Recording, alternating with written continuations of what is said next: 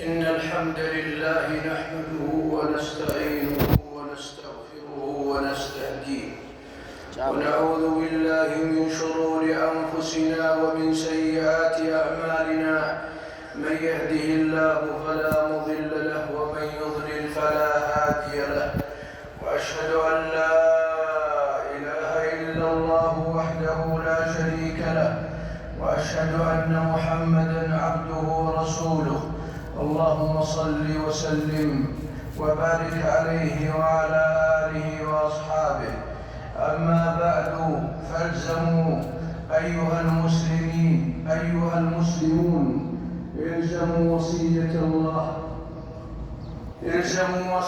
الله لكم بتقواه سرا وجهرا تفوزوا دنيا وأخرى يا أيها الذين آمنوا اتقوا الله وقولوا قولا سديدا يصلح لكم أعمالكم ويغفر لكم ذنوبكم ومن يطع الله ورسوله فقد فاز فوزا عظيما.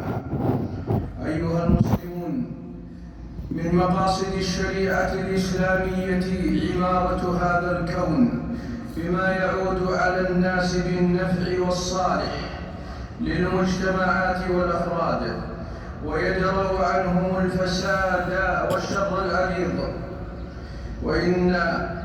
وإن الضرورة تدعو إلى التذكير ببعض الواجبات الشرعية على من ولي وظيفة عامة أو خاصة، إذ بالإخلال بهذه الواجبات تكمن العوائق في التنمية والتقدم والتطور، والكلام عن ذلك في وقفات موجزة.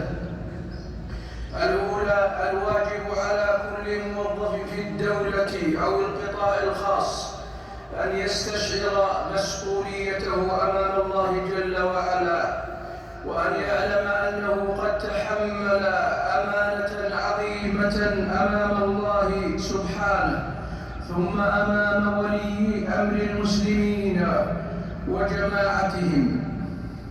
قال صلى الله عليه وسلم: كلكم مسؤول عن رعيته، متفق عليه. فتذكر أيها الموظف موقفك أمام الله جل وعلا واتق الله في المسلمين، واعلم أن حلاوة المنصب متضمنة غرما عظيما يذكرنا به النبي صلى الله عليه وسلم. قال له أبو ذر رضي الله عنه: ألا تستعملني أي تجعلني واليا أو أميرا؟ فقال عليه الصلاة والسلام: يا أبا ذر، إنك ضعيف وإنها أمانة، وإنها يوم القيامة خزي وندامة، إلا من أخذها بحقها وأدى الذي عليه فيها. أخرجه مسلم. فيا من قلدك الله أي مرتبة من الوظائف، تبصر وتأمل خطورة هذا الأمر، وابذل الجهد العظيم للعمل بما يخدم المصالح العامة والمنافع الكبرى للمجتمع. قال صلى الله عليه وسلم: ويل للعرفاء ويل للأمناء ليتمنين أقوام يوم القيامة أن ذوائبهم معلقة بالثريا، أي شعورهم أطراف شعورهم معلقة بالثريا يتذبذبون بين السماء والأرض ولم يكونوا عملوا على شيء. رواه ابن حبان في صحيحه والحاكم وقال صحيح وصححه جمع من أهل العلم. الثالثة أن القيام على تنفيذ المشاريع والمرافق التي تخدم المصالح العامة في البلاد بأحسن وجه وأكمل حال أمانة كل مسؤول من أعلى سلطة إلى أدنى مستوى من المسؤولية. فعلى الجميع التزام الأمانة والتحلي بلباسها والتخلي عن الغدر، فنصوص القرآن والسنة متكاثرة على الأمر بأداء الأمانة وخطورة التهاون فيها. فيا أصحاب القيادات، اعلموا أنكم مسؤولون أمام الله جل وعلا عن العقود التي تجرونها والمناقصات التي تشرفون عليها والمشاريع التي أنتم مؤتمنون عليها، فأنتم لا ترضون بالتفريق في مصالحكم الخاصة، فكيف تفرقون في المصالح العامة؟ عن أبي هريرة رضي الله عنه عن النبي صلى الله عليه وسلم قال: إنكم ستحرصون على الإمارة وستكون ندامة يوم القيامة، فنعم المرضعة وبئست الفاطمة. رواه البخاري. واعلموا أن التفريط في أموال المسلمين ومشاريعهم من أعظم الموبقات عند الله جل وعلا. قال صلى الله عليه وسلم: إن رجالا يتخبطون في مال الله بغير حق فلهم النار يوم القيامة. رواه البخاري. فكيف يرضى المسلم بهذه العقوبة العظيمة عن هذه الدنيا الفانية؟ الوقفة الثالثة من أسباب الخراب العظيم والفساد الوخيم تعاطي الرشوة والتهاون في التصدي لها، تلك الجريمة النكراء التي تجعل من الحق باطلا ومن الباطل حقا، وتحمل المسؤول على تحقيق ما يريده الراشي من مقاصد سيئة ومآرب فاسدة على حساب المصالح العامة، فهي السحت الذي ذم الله جل وعلا بني إسرائيل على أخذه والتعاطي فيه. والرشوة سبب لحصول اللعنة من الله جل وعلا على العبد. فعن عبد الله بن عمر رضي الله عنهما أن النبي صلى الله عليه وسلم لعن الراشي والمرتشي. رواه الترمذي وأبو داود وابن ماجه وزاد أحمد والرائش، وهو حديث صحيح عند أهل العلم. وفي حديث رواه ابن جرير: كل لحم أنبته السحت فالنار أولى به. قيل: وما السحت؟ قال: الرشوة في الحكم، وكل رشوة في وظيفة ما فهي بهذا المعنى. فالرشوة في المعهود الشرعي والنظام المرعي تشمل من يمتنع عن أداء عمله الوظيفي إلا بمال يأخذه مقابل ذلك من صاحب الحاجة، أو يأخذ ذلك للإخلال بواجبات وظيفته أو التقصير في ذلك،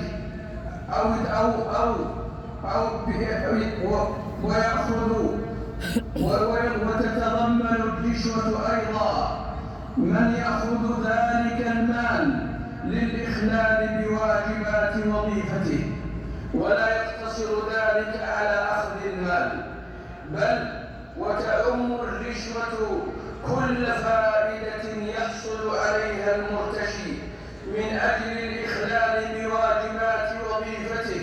وهكذا من الرشوة ما يكون من الموظف لمنع حق أو إقرار باطل.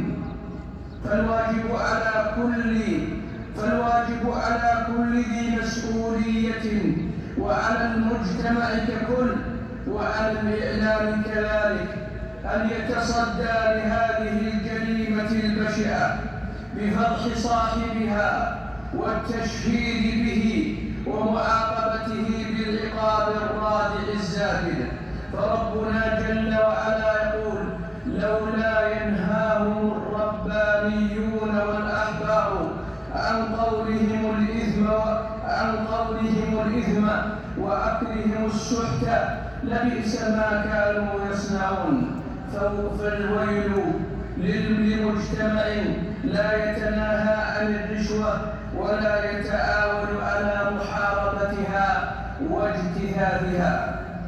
الوقفة الرابعة من الجرم العظيم والإثم المبين استغلال المناصب للمصالح الشخصية أو الاختلاس من الأموال العامة للدولة. فربنا جل وعلا يقول: ومن يغلل يأت بما غل يوم القيامة. ونبينا صلى الله عليه وسلم يقول: من استأمناه منكم على عمل فكتمنا مخيطا فما فوقه كان غلولا يأتي به يوم القيامة. قال: فقام إليه رجل من الأنصار فقال: يا رسول الله، اقبل عني عملك. قال: وما لك؟ قال: سمعتك تقول كذا وكذا. قال: وأنا أقوله الآن: من استعملناه منكم على عمل فليجئ بقليله وكثيره، فما أوتي منه أخذ وما نهي عنه انتهى. أخرجه مسلم. ويقول صلى الله عليه وسلم: من استعملناه على عمل فرزقناه رزقا فما أخذ بعد ذلك فهو غلول. رواه أبو داود بإسناد صحيح. فهل بعد هذا البلاغ والبيان العظيم أفصح وأعظم من ذلك؟ وقد حذر رسول الله صلى الله عليه وسلم أمته فقال: إذا جمع الله الأولين والآخرين يوم القيامة يرفع لكل غادر لواء يعرف به، يقال: هذه غدرة فلان بن فلان، متفق عليه. فاتقوا الله أيها المسلمون. الوقفة الخامسة: الواجب على كل موظف أن يتقي الله جل وعلا في المسلمين، وأن لا يشق عليهم من قبل وظيفته، وأن ييسر أمورهم وفق النظام المرعي من ولي الأمر لتحقيق مصالحهم ومنافعهم. قال جل وعلا حكاية عن موسى: وقال موسى لأخيه هارون: اخلفني في قومي وأصلح ولا تتبع سبيل المفسدين. ومعنى وأصلح ولا تتبع سبيل المفسدين يريد بذلك الرفق بهم والإحسان إليهم، كما قاله البغوي. قال الشوكاني: أي أصلح أمر بني إسرائيل بحسن سياستهم والرفق بهم وتفقد أحوالهم. واسمعوا إلى هذا الحديث العظيم عن عائشة رضي الله عنها وعن أبيها قالت: سمعت رسول الله صلى الله عليه وسلم يقول في بيتي هذا: اللهم من ولي من أمر أمتي شيئا فشق عليهم فاشقق عليه، ومن ولي من أمر أمتي شيئا فرفق بهم فارفق به. رواه مسلم. إنها دعوة عظيمة من رسول الله صلى الله عليه وسلم، فتنبه لها أيها المسلم. الوقفة السادسة يا أصحاب الشركات التي تعاقدت على الأمل في المشاريع العامة، أنتم مسؤولون أمام الله جل وعلا عن هذه المشاريع، وسيأتي يوم تندمون فيه على التفريط في ذلك. فمن أشد المحرمات المبالغة في تقديم الأسعار الباهظة التي تقدمها الشركات حال المناقصة لأخذ مشروع يصرف عليه من مال بيت المسلمين، فيحصل حينئذ التنافس على أسعار مغالى فيها وأقيام مبالغ فيها، لا لشيء إلا لأجل أن المشروع يعود للمصلحة العامة. فهذا ظلم عظيم لجميع المسلمين، الحق فيه للمسلمين يوم القيامة.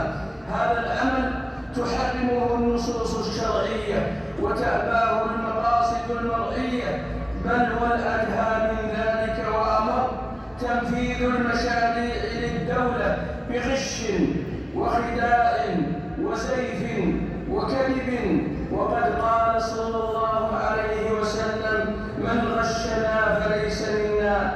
رواه مسلم. فتذكروا يا أصحاب الشركات قول النبي صلى الله عليه وسلم: إن أول ما ينتن من الإنسان بطنه، فمن استطاع أن لا يأكل إلا طيبا فليفعل. رواه البخاري. ومن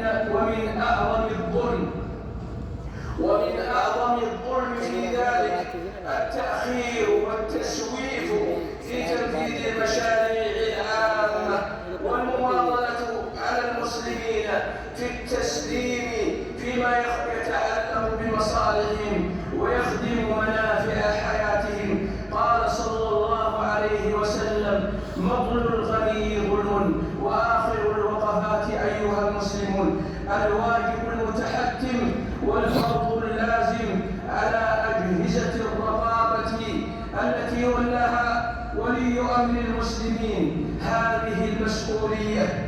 ولاها ولي أمر المسلمين هذه المسؤولية أن تتقي الله جل وعلا، وأن تبذل جهدها في مراقبة كل صغير وكبير، وأن تحاسب كل جهة مسؤولة عن كل مشروع محاسبة متناهية الدقة في الجليل والحقير، بأدلة باذلة أوجه التنقيب والمساءلة في كشف الحقائق وإظهار مواطن الزلل والخلل والفساد. حاسب النبي صلى الله عليه وسلم رجلا أرسله على الصدقة، فلما قدم قال: هذا لي وهذا لكم وهذا أهدي لي. فقام النبي صلى الله عليه وسلم على المنبر فحمد الله وأثنى عليه، ثم قال: ما بال العامل نبعثه فيأتي يقول: هذا لكم وهذا لي، فهلا جلس في بيت أبيه وأمه فينظر أيهدى إليه أم لا. متفق عليه.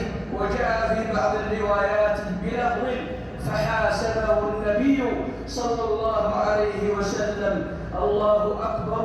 إنها سنة نبوية أخذت بها الحضارات المتقدمة بما يسمى بمبدأ من أين لك هذا.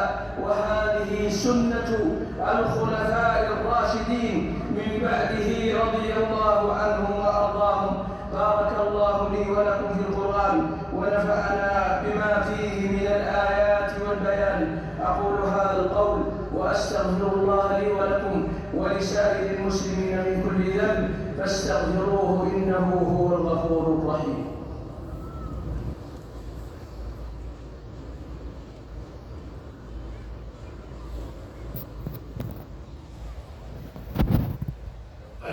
لله رب العالمين الرحمن الرحيم مالك يوم الدين، وأشهد أن لا إله إلا الله وحده لا شريك له، وأشهد أن نبينا محمدا عبده ورسوله. اللهم صل وسلم وبارك على عبدك ورسولك نبينا محمد وعلى آله وأصحابه إلى يوم الدين. أما بعد، فيا أيها المسلمون، سمعتم هذه الوصايا فاتقوا الله جل وعلا والتزموا بها وانشروها في مجتمعاتكم جميعا. عباد الله، إن شهر رجب من الأشهر الحرم التي يجب فيها وفي غيرها من الشهور تعظيم حرمات الله جل وعلا والوقوف عند حدوده عز شأنه. وإنه وإن كان للأشهر الحرم مزية عند الله جل وعلا، إلا أنه مما يجب علينا علمه أنه لم يثبت تخصيص رجب بعبادة مخصوصة، والواجب اتباع السنة والابتعاد عن البدع. قال ابن حجر: والأحاديث المروية في فضل صلاة الرغائب في أول جمعة من شهر رجب كذب وباطل لا تصح. وأما الاعتمار فقد أنكرت عائشة رضي الله عنها أن يكون النبي صلى الله عليه وسلم اعتمر في شهر رجب، بل هو كغيره من الشهور. وأما الصيام فلم يصح في فضل صوم رجب بخصوصه شيء عن النبي صلى الله عليه وسلم ولا عن صحابته. انتهى كلامه. وبمثل هذا المعنى قرر الحافظ ابن رجب والنووي وشيخ الإسلام ابن تيمية والشاطبي وغيرهم كثير. وهكذا من البدع المنكرة الاحتفال بما يسمى بليلة الإسراء والمعراج في هذا الشهر، فلم يثبت في تعيين هذه الليلة نص معتبر، ولو عينت وصح ذلك فالاحتفال به أو تخصيصها بقربة عمل لا أصل له في الشريعة، كما أوضح ذلك غير واحد من أهل العلم. فتقربوا بما ثبت بالدليل عن المعصوم صلى الله عليه وسلم، وتجنبوا المحدثات، فالعمل بسنته صلى الله عليه وسلم هو سبيل الفلاح والسعادة في الدارين. ثم إن من أفضل الأعمال وأزكاها عند مليكنا جل وعلا الصلاة والسلام والإكثار من ذلك على النبي الكريم. اللهم صل وسلم وبارك عليه، اللهم صل وسلم وبارك عليه وعلى آله وأصحابه أجمعين. اللهم اغفر للمسلمين والمسلمات والمؤمنين والمؤمنات الأحياء منهم والأموات. اللهم اشف مريضهم، اللهم نفس كرباتهم، اللهم فرج همومهم، اللهم أصلح أحوالنا وأحوالهم، اللهم اغني فقراءهم بفضلك، اللهم ارحم المسلمين برحمتك الواسعة. اللهم وفق خادم الحرمين وولي عهده وارزقهما الصحة والعافية والعون والسداد لما تحبه وترضاه. اللهم وفق ولاة أمور المسلمين لما فيه صلاح رعاياهم. اللهم أغثنا، اللهم أغثنا، اللهم أغثنا، اللهم اسقنا، اللهم اسقنا، اللهم اسقنا، اللهم أغثنا غيثا نافعا عاجلا غير آجل نافعا غير ضار. اللهم أغث ديار المسلمين، اللهم أغث ديار المسلمين. لك الحمد والمنة والفضل على ما أنزلت علينا من الغيث المدرار. اللهم رحمتك نرجو، اللهم فضلك، اللهم فضلك، اللهم فضلك، فضلك يا ذا الجلال والإكرام. أنزل علينا الغيث، اللهم أنزل علينا الغيث، اللهم أنزل علينا الغيث، اللهم بالغيث النافع ديار المسلمين يا حي يا قيوم. سبحان ربك رب العزة عما يصفون وسلام على المرسلين والحمد لله رب العالمين. آمين آمين. الله أكبر الله أكبر. أشهد أن لا إله إلا الله. أشهد أن محمدا رسول الله. حي على الصلاة، حي على الفلاح. قد قامت الصلاة، قد قامت الصلاة. الله أكبر الله أكبر. لا إله إلا الله. استووا اعتدلوا. الله أكبر. الله أكبر. الحمد لله رب العالمين الرحمن الرحيم مالك يوم الدين. إياك نعبد وإياك نستعين. اهدنا الصراط المستقيم، صراط الذين أنعمت عليهم غير المغضوب عليهم ولا الضالين.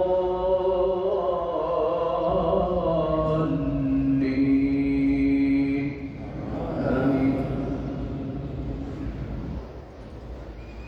سبح اسم ربك الأعلى الذي خلق فسوى والذي قدر فهدى والذي أخرج المرعى فجعله غثاء نحوا. سنقرئك فلا تنسى إلا ما شاء الله إنه يعلم الجهر وما يخفى. ونيسرك لليسرى فذكر إن نفعت الذكرى.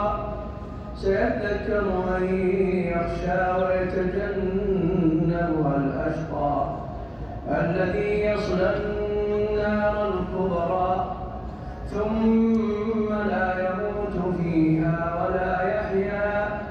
قد أفلح من تزكى وذكر اسم ربه فصلى. بل تؤثرون الحياة الدنيا والآخرة خير وأبقى. إن هذا لفي الصحف الأولى صحف إبراهيم وموسى. الله أكبر. الله أكبر.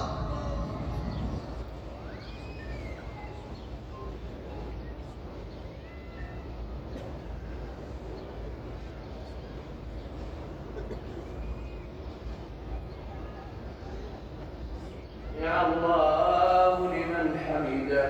ربنا ولك الحمد.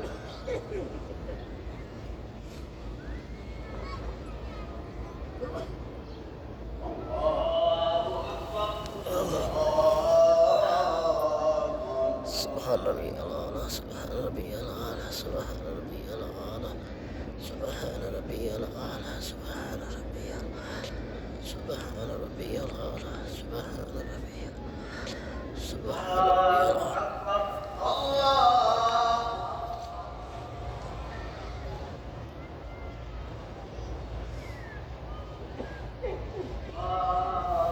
الله أكبر. سبحان ربي الأعلى سبحان ربي الأعلى سبحان ربي الأعلى سبحان ربي الأعلى سبحان ربي الأعلى سبحان ربي الأعلى سبحان ربي الأعلى سبحان ربي الأعلى. الله أكبر. الله. الحمد لله رب العالمين الرحمن الرحيم مالك يوم الدين إياك نعبد وإياك نستعين اهدنا الصراط المستقيم صراط الذين أنعمت عليهم غير المغضوب عليهم ولا الضالين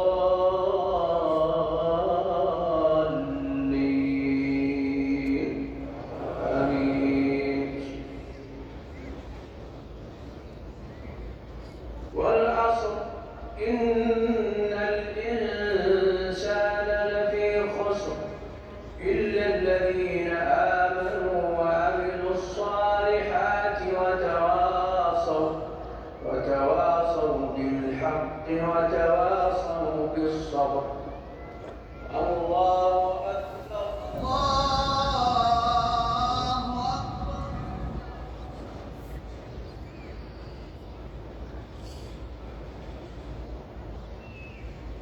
سمع الله لمن حمده. ربنا ولك الحمد.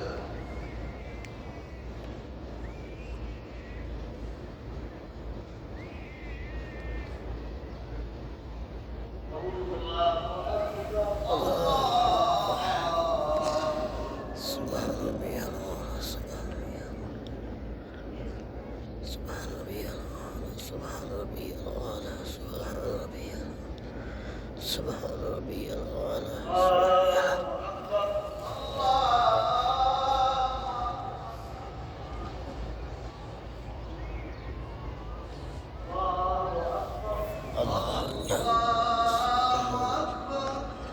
سبحان ربي الأعلى سبحان ربي الأعلى سبحان ربي الأعلى سبحان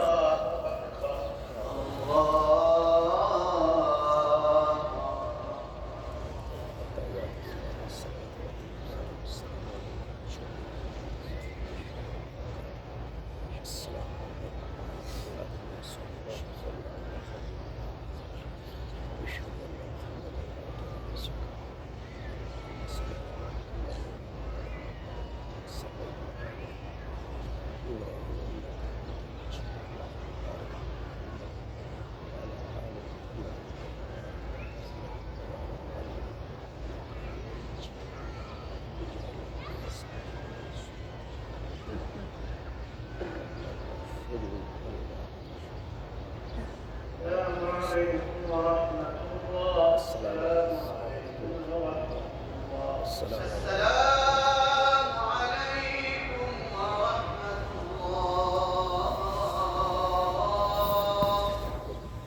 السلام عليكم ورحمة الله. माशाल्लाह जुम्मा पढ़ी किया ऐसे कबूल करे आज ईद भी है ईद पहला महीना الصلاة على الأموات يرحمكم الله. जनाजे का कैसे बताएं सेंटर से बालो बस ना ही कर कॉलेज